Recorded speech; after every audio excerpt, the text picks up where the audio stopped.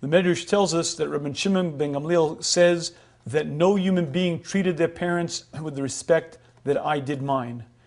Rabbi Shimon ben Gamliel apparently searched through the annals of history. He studied Wed Apr. He studied the great examples of treating parents with honor, with respect. He never found a human being who reached his level of honor with which he treated his parents.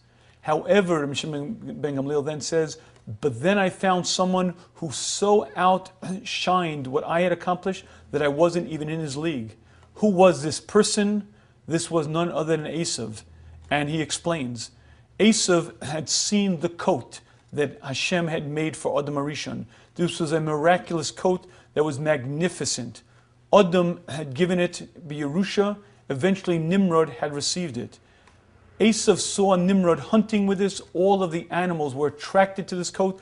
They literally came right to him. When Esav saw this, he coveted the coat and he killed Nimrod for this coat.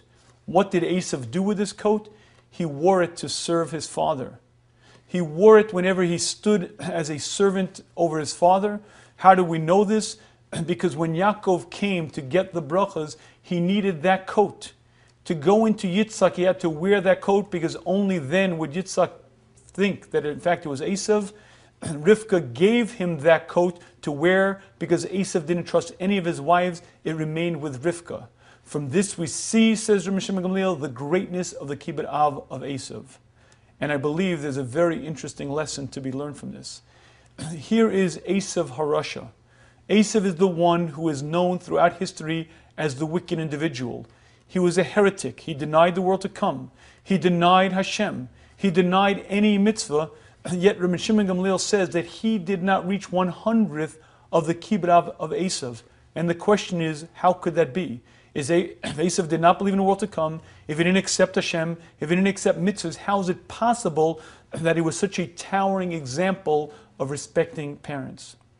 And I believe the answer to this question is understanding this mitzvah. The Sefer Chinuch explains to us that one owes respect and honor to his parents because of humanism. Because of that which they've done for me, I need to repay.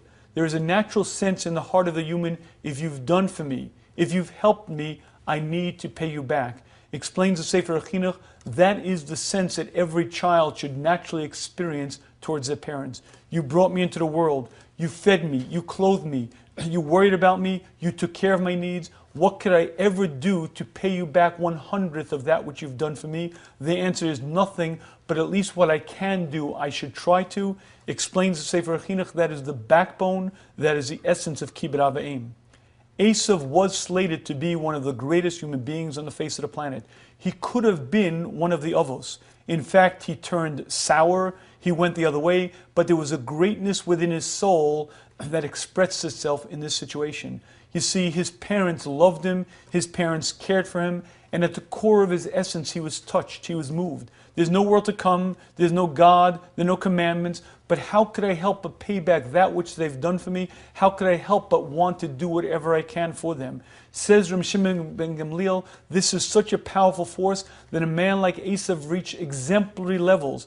He did something that no other human being would do. He took his most precious prized possession and used it only to serve his father. He stood as a waiter over his father wearing this expensive garment, not afraid that it might get dirtied, not afraid that it might get ruined. It didn't matter because of the awe and respect in which he held his father. It was the greatest honor for Esav.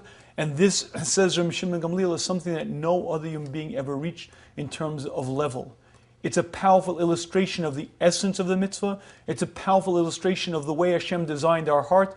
We are able to feel this if we think about it, if we work on it, this sense of hakaras hatov, of recognizing the good, and then wanting to pay back my parents. People have done things for me, and ultimately Hashem is one of the driving forces in all of our avodas Hashem.